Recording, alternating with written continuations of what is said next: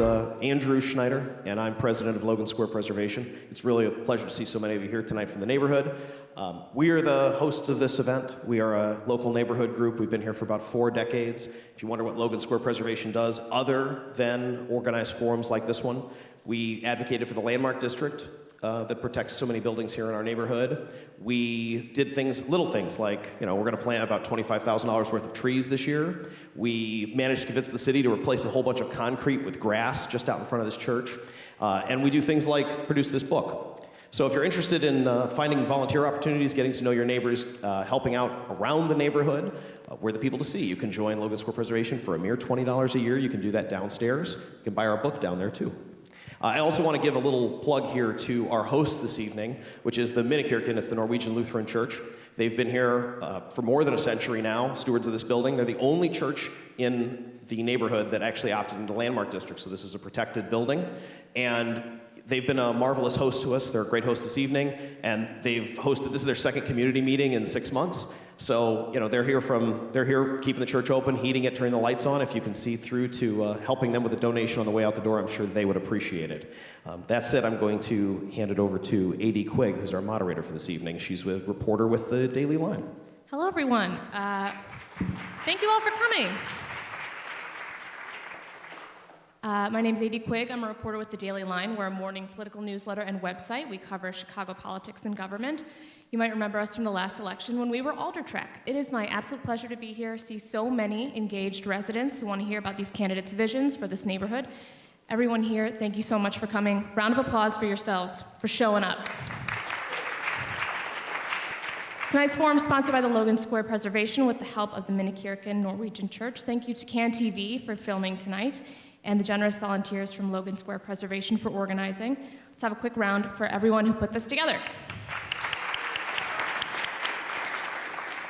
So some ground rules and a little intro. Questions for tonight's forum were collected a few ways. There are questions from me. There are questions from Logan Square residents collected through online submissions over the past month and through submissions from the Logan Square Preservation General Membership. The rules for our candidates: you are asked to answer each question within 1 minute, and at my discretion, an extra 30 seconds for rebuttal. If a candidate goes over their time, they will hear a bell. That's the wrap it up bell. Please stick to it, candidates. You're also asked to stand when giving your opening and closing statements as well as your answers.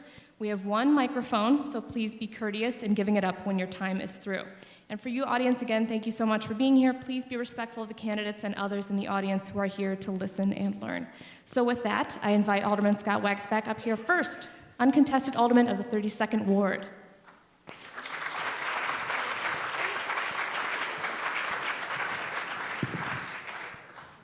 So, Alderman, you get 2 minutes for your opening statement. Thank you, AD. First, I want to thank Logan Square Preservation and the other organizations here tonight for hosting this event, and for Minnekirken for also opening their doors, as they do for LSP to have their meetings in the basement. I'm happy to be here again, even though it's in a church. It's a good thing for aldermen to be up here, and it really forces you to answer the right way. But my nephew was baptized here a few years ago, so I'm really happy to be here. And I also want to thank AD for doing this. She actually sits in the city council and covers the city council. And if you haven't read her work, you should follow her to find out what's happening in the city council. With that, I want to, again, thank you for having me here tonight. I am unopposed, but I think it's important to be here at the invitation of Andrew and LSP to continue to work on the issues that we've been focusing on for the last several years.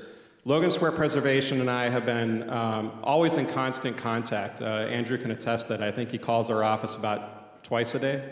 And they're on very important issues that we need to stay focused on. There are issues about preservation of affordable housing, preservation of the housing stock here in this area, zoning issues that are very important to us to make sure that we're listening and hearing what you have to say and how we make decisions.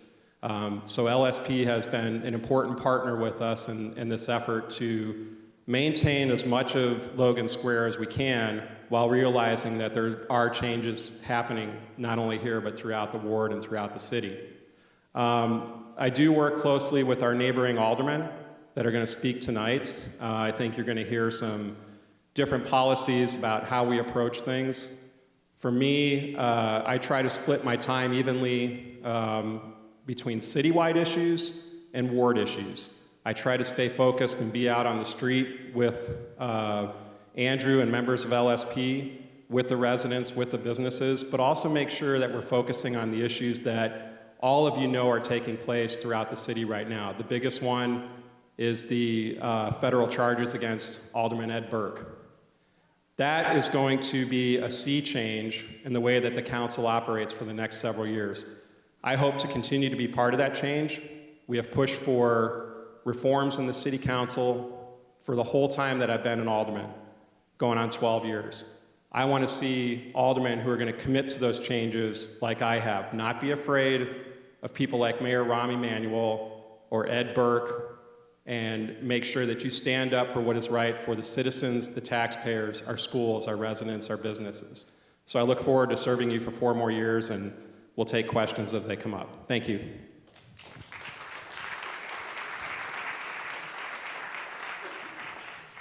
City testing has revealed elevated lead levels in the water supply of hundreds of Chicago homes, schools, and parks. While the city says current levels meet the standards set by the EPA for clean, safe drinking water, critics say Chicagoans, especially children, are at risk for a variety of health hazards. What do you propose to address the issue of lead in the city's water? What can the city do to help homeowners on lead pipe replacement costs? And how would you pay for it? Well, the first thing with lead and the water issues is to be transparent, and the city was not transparent.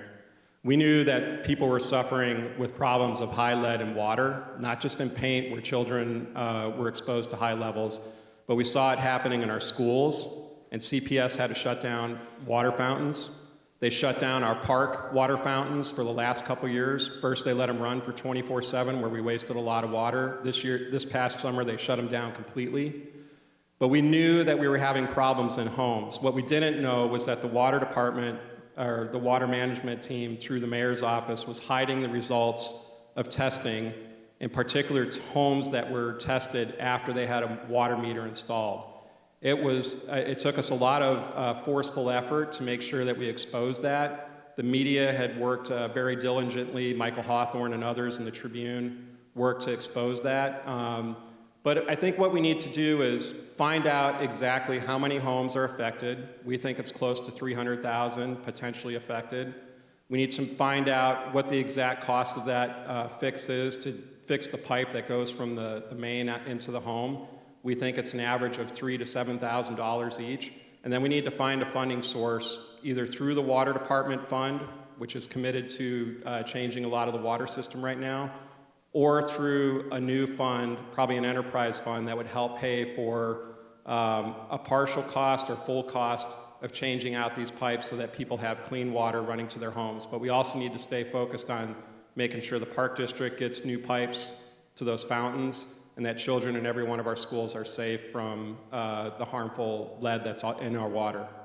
Can you talk more about how it would be funded, that new enterprise fund or water department funding? Sure. One of our proposals took a lot of heat. It was a real estate transfer tax on homes over $1 million. And that real estate transfer tax, it was shut down legislatively, but we were looking at ways for the city to be able to create another fund that would be supplemented by water department funds and partial homeowners payments, probably over a lengthy period of time, to pay for the removal of those lead pipes. It's not going to be an easy fix, but you have cities like Grand Rapids and several others who've put together plans working with their legislative body, not being told what to do by just one executive branch, but working with the community organizations and individuals throughout the city that they're in to make sure that they have a plan moving forward. And we're looking forward to doing that with the new mayor, because we're simply not seeing that happening with this administration. The Active Transportation Alliance has proposed removing a lane of traffic on Logan Boulevard at Western Avenue to add bike lanes. Do you support this proposal? Why or why not? My office is supporting the study, to move forward with the study to make sure that we know what changes need to be made at Western and Logan. We know it's a very difficult spot for cyclists and pedestrians.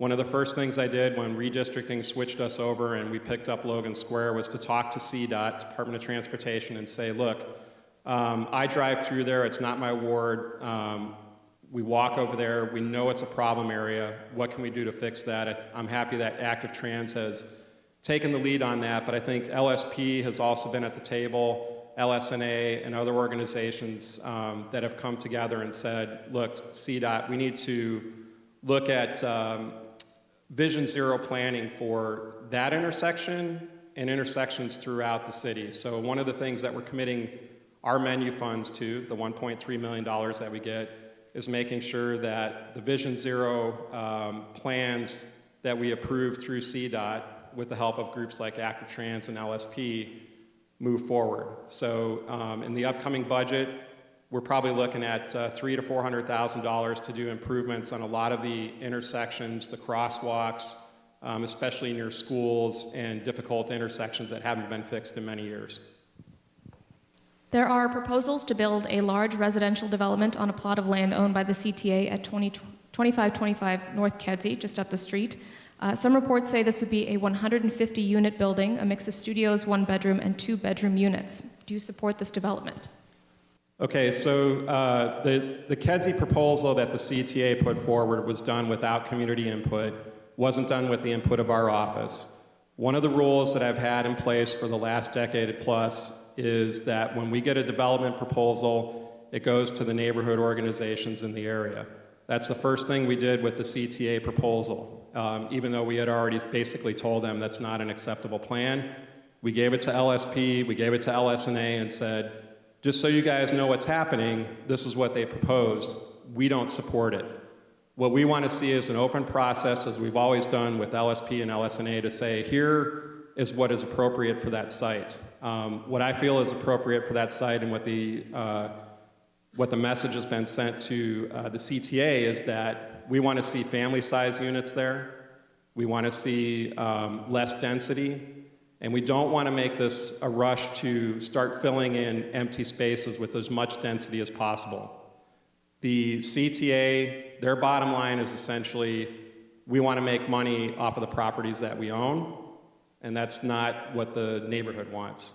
So right now that proposal is DOA, and we'll wait to see what they come back with in terms of a better proposal that meets the needs of the neighbors. One of our submitted questions, in 2004, the city revised the zoning ordinance and communities were able to review and rationalize their zoning districts. Logan Square did not participate in that review, which has led to sections of inappropriate zoning. For example, the 3200 block of Palmer or 2525 North Kedzie. Will you be willing to lead the neighborhood in a review the zoning map that was called for in that ordinance? Yeah, it's my understanding that, I think it was Alderman Cologne who was there at the time. I've sat down with LSP before to look at different blocks and how we could adjust the zoning. Those are difficult processes because you have to work with every single homeowner to make sure that if you're going to do a down zone for a whole block, that everybody knows and they're aware what the impact is going to be on each one of those individual homes. We take every zoning change very seriously. That's why we make sure that everyone is aware of what's happening on those projects. If you go on my website, you can see what the process is. It hasn't really changed at all in 10 plus years.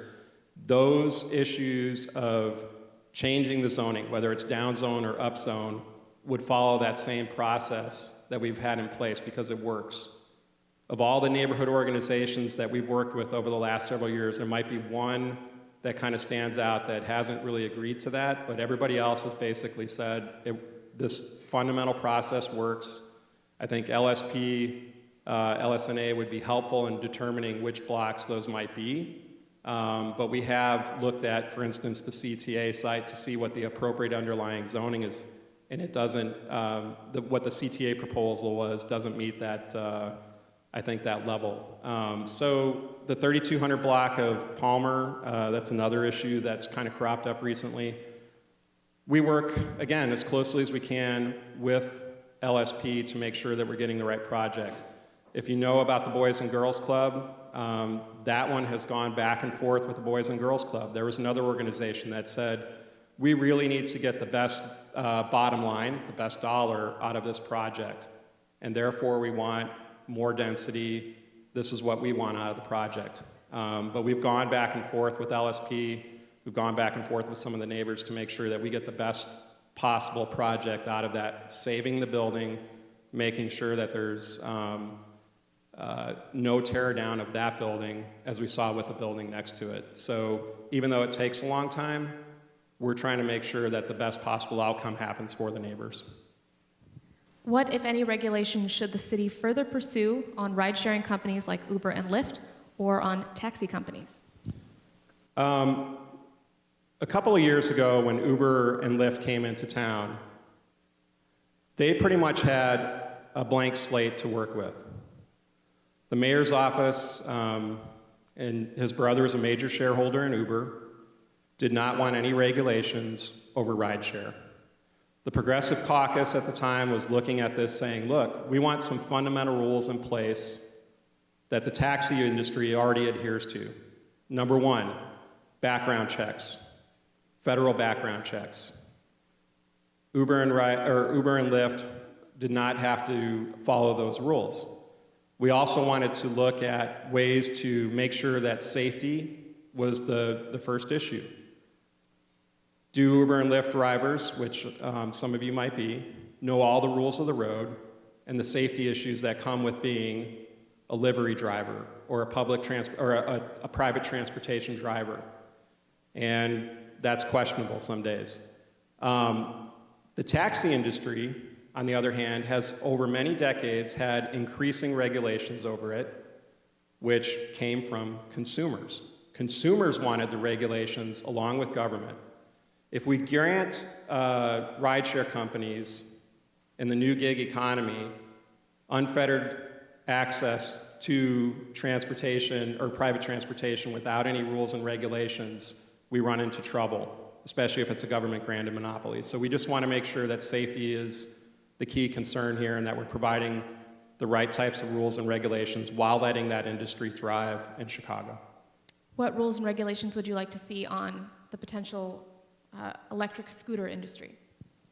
Oh, the electric scooter industry is an interesting one.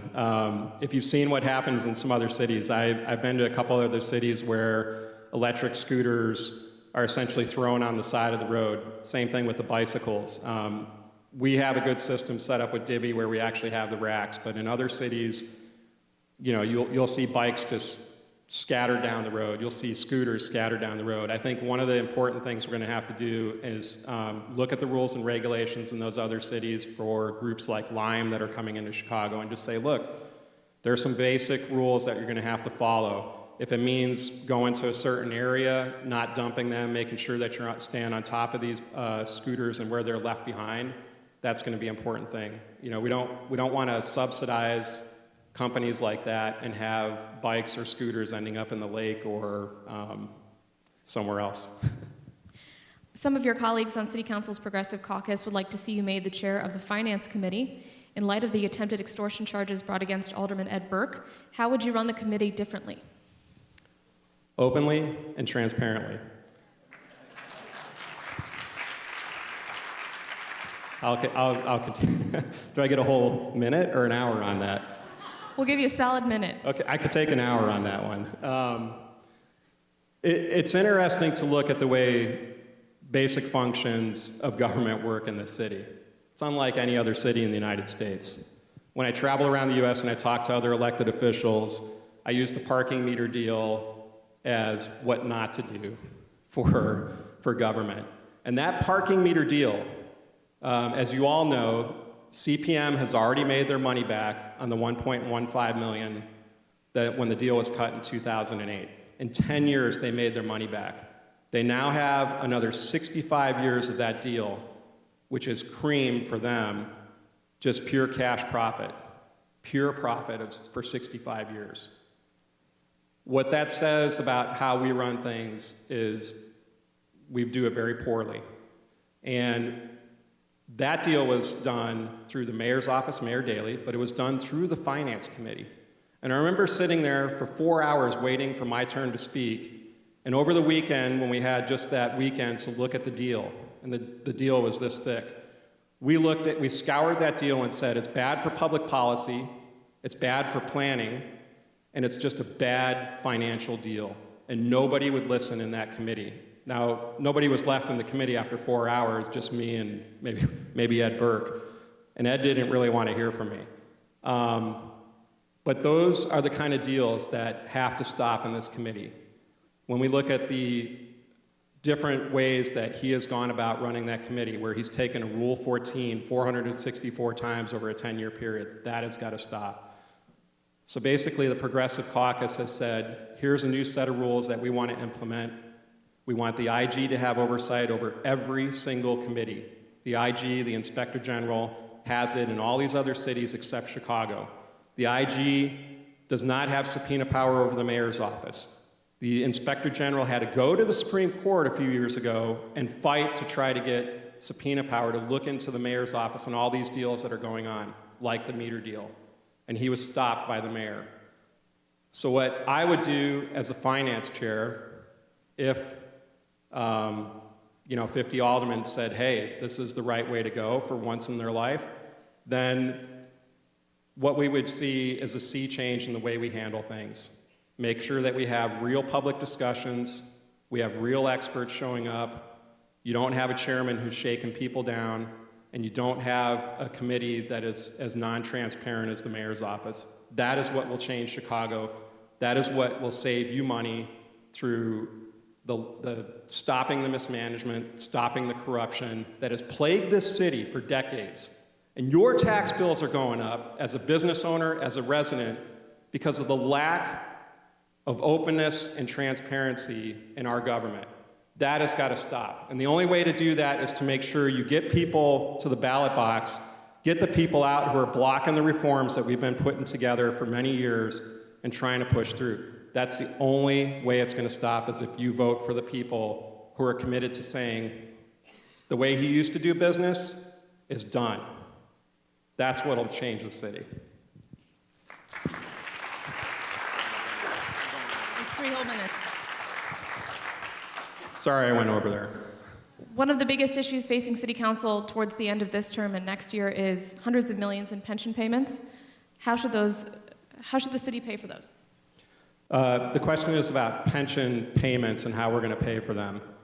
So we know that our taxes are going to go up. Everything that we do over the next few years, we're really going to have to be serious about looking at each one of the deals that we do, each one of the new programs we put in place, each one of the new taxes that might potentially be out there for taxpayers. The pension payment that's coming due in 2021 is going to be an additional $400 million on taxpayers, and then it goes exponentially, it goes up from there.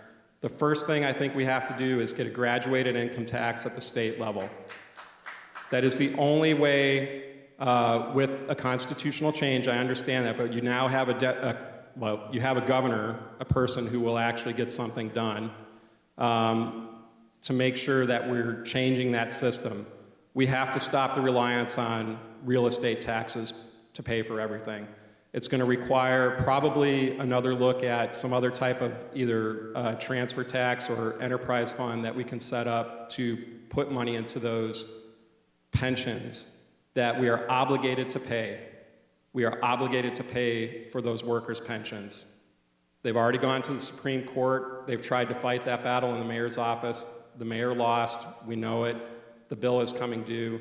So we're going to have to look for different ways along with that graduated income tax to make sure we're paying those obligations. What do you believe has been the most significant contribution your tenure as alderman has brought to Logan Square and the city? Well, I think the most significant contribution for Logan Square has just been the ability to work with LSP and watch the neighborhood develop on its own while we've been doing what is needed by residents and businesses. I think working with Darwin School, working to save Brentano, make sure that they were off the chopping block, and see these 2 schools flourish, and the families that are going there see the change that they wanted. That's been important to me. I think on the citywide level, fighting for reforms, fighting for the transparency that if you look at what happened to Alderman Burke, after 50 years of doing what he was doing, changing in a minute, it is staying focused on those issues as well to make sure that we're doing the right thing by citizens and taxpayers. All right, I think we're up on time. You have 2 minutes for a closing statement. Okay. Well, again, I appreciate being here. It's strange to be unopposed after many years of having machine candidates running against you for so many years. But I think it's persistence from the residents and the businesses, from our schools, from all the people in this ward, making sure that we're listening to you, making sure that we hear what you say, and try to make the changes that are necessary to improve life for everybody, not only in this ward, but in the entire community. That's how I look at it. It's not just about what they call the little ward fiefdom, but it's about everybody in this city. And there are tough choices to be made. And I don't always make the right ones. Sometimes I look back and say, I wish I wouldn't have done that. I wish I wouldn't have relied on information from the mayor's office. I'll give you a quick example. When we cut the mental health funding several years ago at the city level, thinking that the budget and the way the mayor's office would handle it would take care of a lot of those people, and we left a lot of people behind. We lost a lot of people in that process. Those are the things that I want to change. That's the type of process that I want to change, where everything comes down from the mayor's office. And to do that, we need the right people in office. We need to make sure that you as taxpayers and as citizens are staying on top of Alderman and making sure that we're doing the right thing as best we can. So again, I appreciate everybody not just coming out tonight, but being in communication with our office, being open about what your needs are, and making sure that we try to respond as best we can. And I look forward to serving you over the next 4 years as your alderman, not just for the 32nd Ward, but for all of Logan Square. Thank you.